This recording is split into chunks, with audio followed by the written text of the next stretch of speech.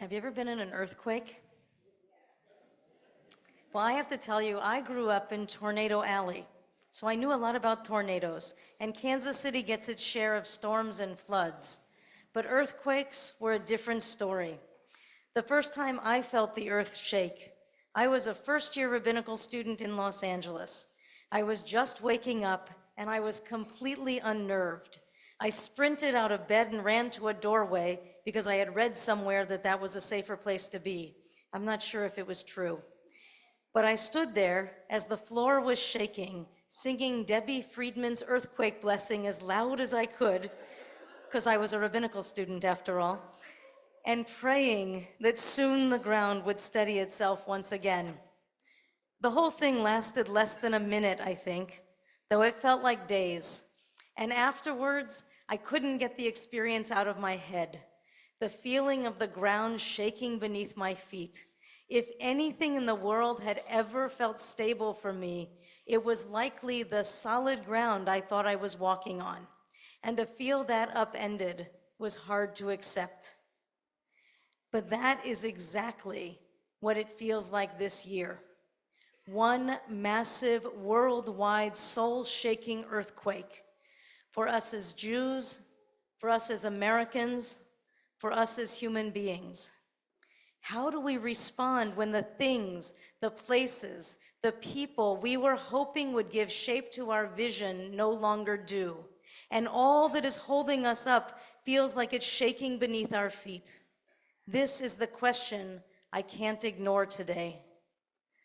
Flora Casson, a professor at Washington University in St. Louis and a Hartman Fellow, reflected on what has been happening these days.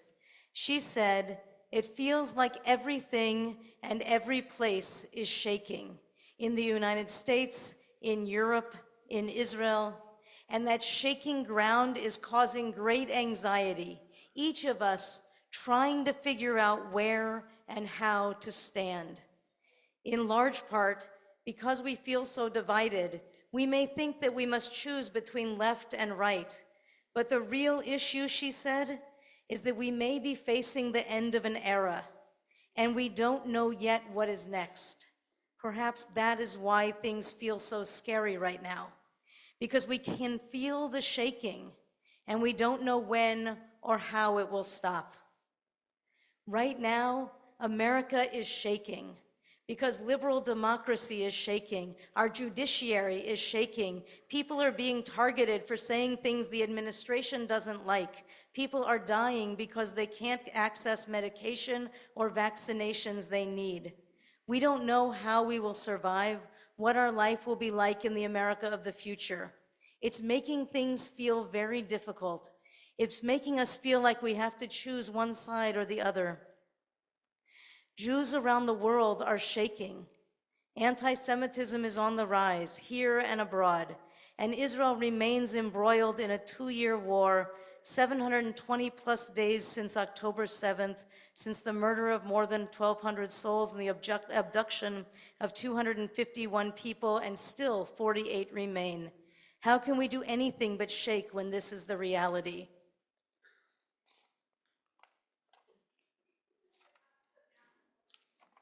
I listen to my Israeli friends, and I hear their stories about sitting in their homes and literally feeling their houses shake from missiles from Iran this summer, their own bodies trembling, those of their children as well, not knowing if that last explosion they heard was 20 meters or 2 kilometers from their home. They're shaking with a literal fear of death for themselves, for their loved ones who remain fighting in Gaza. They shake at the fear of a knock at the door telling them that their loved one did not survive. And we shake at what it means that this war, however justified it was at the start, has led to tremendous loss, to absolute devastation in Gaza. We shake as we hear the question not only from others, but in our own hearts. And here I'm speaking for myself from my own heart. How can this war go on? How do we as Jews connected to the state of Israel respond? And I know not everyone in this room feels that way, but I do. I still believe in the project of the State of Israel, even as I disagree with all my heart and soul with pretty much all the decisions this government has been making. And yet I feel bound, I feel connected, even against my will at times, to what's happening there. And though I know full well that it's not only Israel, but also Hamas that's responsible for the deaths and starvation of so many in Gaza, I can't but ask the question, if Israel has power in the form of its military, how can it not take responsibility for caring for those under its authority? How can it push so many from their homes? How can it allow so many civilians to die? And on a different border, how can it be that settlers are attacking Palestinian villages in the West Bank with virtually no punishment? I have to tell you, to even ask these questions and so many more shakes me to my core. I grew up believing in American democracy, in the legal system of our country. I grew up believing in the beauty and the promise of the State of Israel. I saw it as Or Lagoyim, a light unto the nations. I grew up believing in humanity, in our ability to see beyond difference and create a world that is not defined by power or by race or by economic interests, but by something very different, by a common humanity. That I always believed is what Judaism taught me we were here for. And now, one by one, I see these supports that have been mine throughout my life weakening, shaking, needing to be replaced, or really rather to be held up in a different way. I still believe in the people of America. I still believe in Israelis. I still believe in the Jewish people.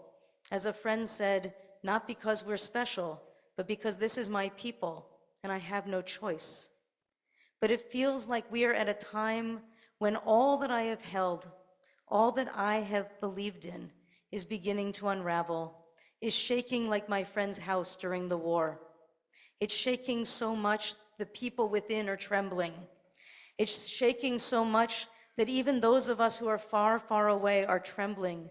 The repercussions are being felt in every state in the Union and all across the ocean. Right here in Brooklyn, in our comfortable homes of Park Slope, nothing feels stable, and we're afraid. How do we respond to the upheaval before us? For me, the most important thing we could possibly do in this moment is to learn from the reluctant prophet of Yom Kippur fame, Jonah. God tells Jonah to go up to Nineveh and to tell the people to repent. Instead, he flees, hiding in the bowels of a ship, going in the opposite direction. And then he finds himself in the belly of a fish, unable to accept his responsibility. Like Jonah, we find ourselves filled with a desire to hide and to flee from the immense responsibility of these days. We hear his story and we know that right now, a part of us identifies with this reluctant prophet. We may hear a call to action, but we too want to run away. Like Jonah, we are overwhelmed. We just want to hide. But as we read in this afternoon's Haftarah, I'm sorry about the spoiler alert for those who are reading it, but Jonah learns the futility of fleeing, and he's forced to confront his responsibilities. And remarkably, he succeeds, the only prophet to do so. Today, we must refuse to hide. Everything within us may want to curl up in a ball, to run away and hide from the realities of our day, to do anything to avoid facing the harsh truths of what's happening, both here and abroad. And I understand that instinct, I share it, but I know how much we must fight against it and instead engage. Engage with all that is shaking before us, as agonizing as that may be, for this is not a time for comfort. This is a time for presence and all the wrestling and struggling that comes with it. It's a time to identify and look directly into the harsh and challenging realities of our world, to understand and to ask ourselves honestly, what is my responsibility here? Rabbi Abraham Joshua Heschel once famously said, "Some are guilty, all are responsible." So what is my responsibility in this moment? This is the question from which we must not hide. For those of us who feel passionate about the existence and the security of Israel, We may want to turn off the news and not look at the pictures of the horrific loss in Gaza because it's too hard. For those of us who live with a command for justice in our heart, we feel the pain of the Palestinians. We may want to ignore the reality for Israelis, the heaviness, the pain, the fear, and the loss they have experienced, because it makes the story simpler. For those of us who are comfortable citizens of the United States, who live with some level of means and privilege, we may want to close our eyes to the realities around immigration in the United States, to the attacks on trans rights, to the racism that has never disappeared in our nation, even as other issues have risen to the fore. We may want to look the other way when we see our neighbors of Hispanic descent walking around with immigration papers, passports, birth certificates in their pockets. My uncle is a native-born citizen of the United States. He lives in San Antonio, Texas. His last name is Ojeda, and his ancestors are from Mexico. You might not be surprised to know that in these last 9 months, at the insistence of his wife, he has walked with his papers saying, "I am a citizen of the United States," because he knows full well he could easily be stopped or picked up. These are the realities of this moment. We may want to run away and hide, but we must not. That is our responsibility. And it is so tempting and so easy to hide by simply refusing to see what the reality is. In other words, when reality looks different from what we wish, it's actually very natural for us to simply explain away whatever discrepancies we find until we unconsciously see the world as we wish to see it. But that's exactly what we must avoid. Author and educator Micha Goodman tells the story of an experiment done with 2 groups of people. One group was shown a picture of delicious ice-cold lemonade. They were told as they looked at symbols on a screen, anytime a number came up, they would get a glass of this delicious ice-cold lemonade.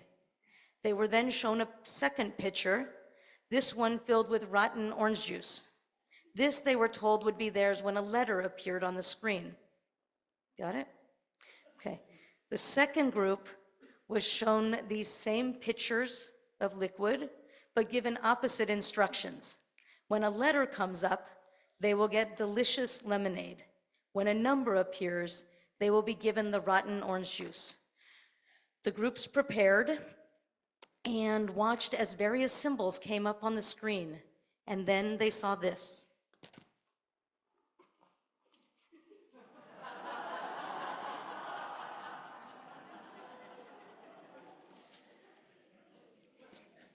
Shockingly, the researchers heard cheers coming from both groups simultaneously.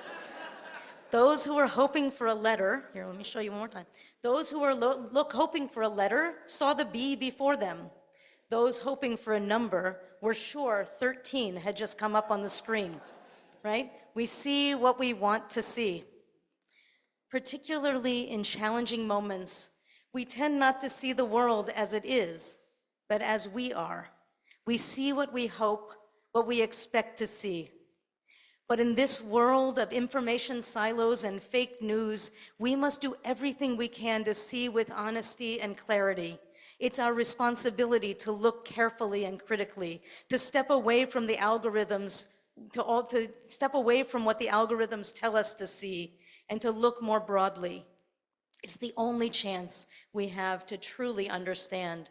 To do otherwise is to give into confirmation bias, our uniquely human talent for picking up evidence that supports our vision and bypassing anything that contradicts it, which in turn causes us to become trapped in our own minds, and the consequences of this can be quite severe.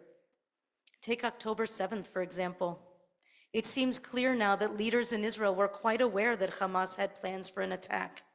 Intelligence had even found what was known as Jericho Wall, the blueprint for the attack, but they wrote it off as aspirational, believing neither in Hamas's capabilities nor its intention. Despite young female spotters along the border repeatedly warning their commanders of unusual Hamas activity, These warnings were either ignored or misinterpreted because the army relied more on technology than personal observation, and because of a deep belief that Hamas simply didn't want war. Because Israel's leaders were simply unable to see beyond their assumptions, the warnings were ignored, and we know what happened. This is what Aviva Zornberg calls illusions of the eye, and it can be dangerous, particularly in times like these. When the world is blurry from shaking, we must strive to look with particularly clear eyes. We must see reality as it is, not as we may wish it to be, or we will lose sight of what's really happening, what's truly important, and the consequences of that can be devastating for ourselves and for our world. And once we see clearly, we must find the courage not to hide from others, to stand our ground, even when that very ground is shaking beneath our feet, to find the courage of people like Ruth Bader Ginsburg, Zichrona Livracha, and Ketanji Brown Jackson, who time after time stood up in opposition to the majority of their fellow Supreme Court justices and said, "I dissent. I do not believe this decision is correct. I simply cannot go along with the majority. Even if I'm the minority, I am alarmed by these trends. I must speak to a future age and dissent now. When I feel like I might fall in this unstable world, I look to these justices, these two justices in America, and I look across the ocean to the hundreds of thousands of Israelis who for 3 years now have taken to the streets, marching, gathering at Hostage Square, at the Prime Minister's home, all across the nation, singing and speaking and screaming, standing up for the community they believe in, for the return of the hostages, for the end of the war, for a different vision of what their home can be. They've taken flack for their actions, been arrested by their government. They are exhausted and they continue to show up day after day, week after week, year after long year, even when hope is hard to find. They do not stop. They say boldly and clearly, "This is not who my country is. I dissent. It must do better." They are my inspiration. In moments of great instability, we must stand our ground. We must stand up for what we believe for the sake of our world, for the sake of our community, and for the sake of our own souls. There's a famous story of an old man who was asked, "Why are you constantly screaming about the injustice in the world? You never seem to stop." His response, "As a young man, I screamed to change the world. As I grew older, I realized that was too much, so I set out to change my town. This too seemed too ambitious, so I tried to change my family. Now, as I reach the end of my life, I understand that too was not to be successful. So why am I screaming now?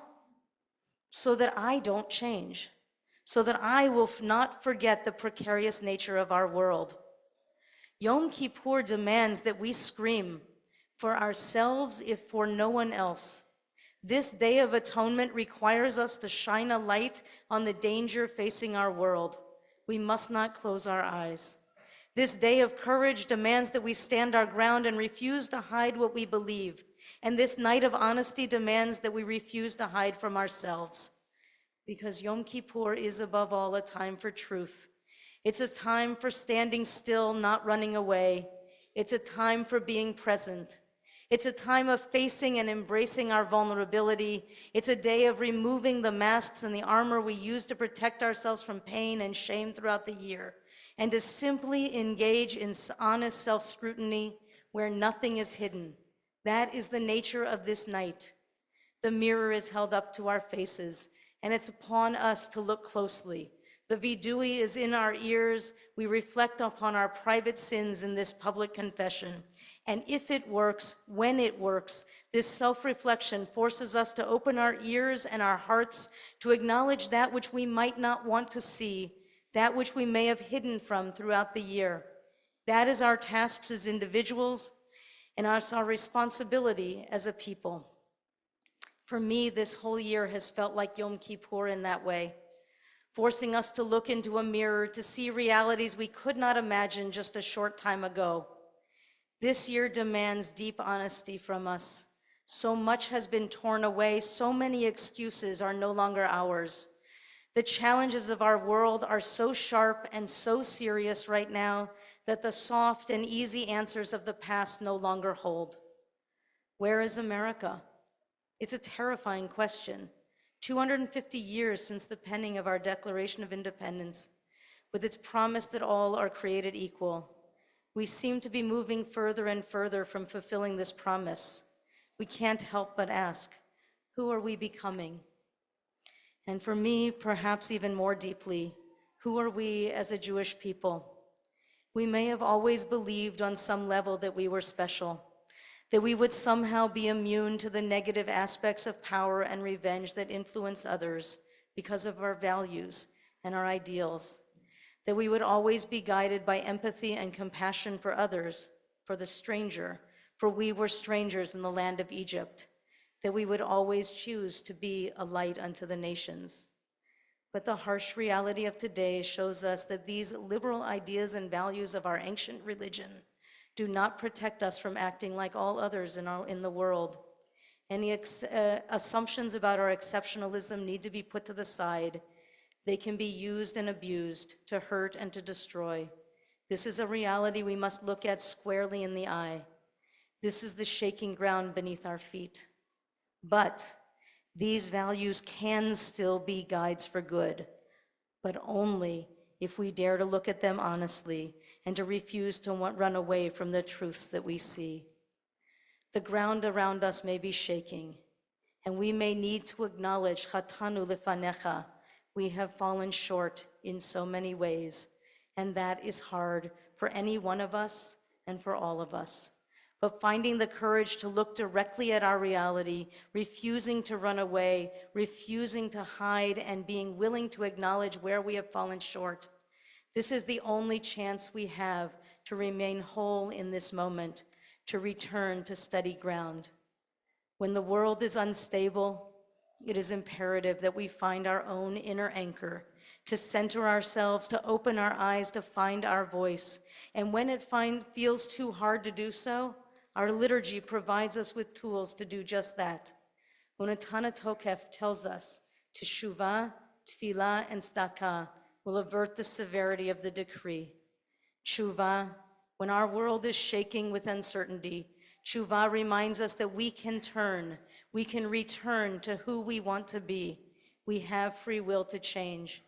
In that way, we can exercise more control over our lives than we might think. As Viktor Frankl wrote, we may not dictate the condition of our existence, but we do possess the freedom to interpret and the freedom to choose our response. Tefillah, spiritual openness, helps us to find meaning and purpose in our lives, to ask, as did the prophet Micah, what does God require of me? His response, do justice, love mercy, walk humbly with your God. Tefillah asks us to consider, what do I want my legacy to be? Or as I recently heard, what kind of an ancestor do I want my descendants to have? Tzedakah insists our deeds affect the world. We can help. We can stand solid amidst the instability. We too can listen to the call to do what we can, not based on some false assumptions that we can influence all in one fell swoop, nor even that we can repair all that is broken.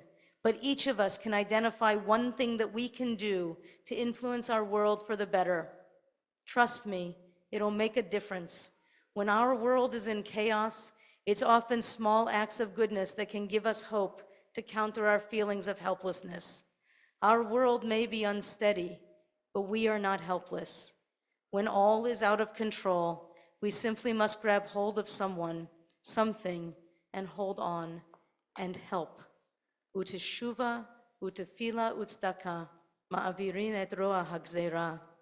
It may not feel like it right now, but the earthquake will come to an end. And when that moment comes, know that we have more power than we might think, that we are not helpless. We can make change. We must simply decide to show up, looking at reality with honesty and clarity, aware of what our purpose is, and as Fred Rogers would say, look for the helpers. Have the courage to step forward and to be among the helpers. And together, we will bring this world closer to secure and solid ground once again. Gemar Chatima Tova, may we help to seal the world for good.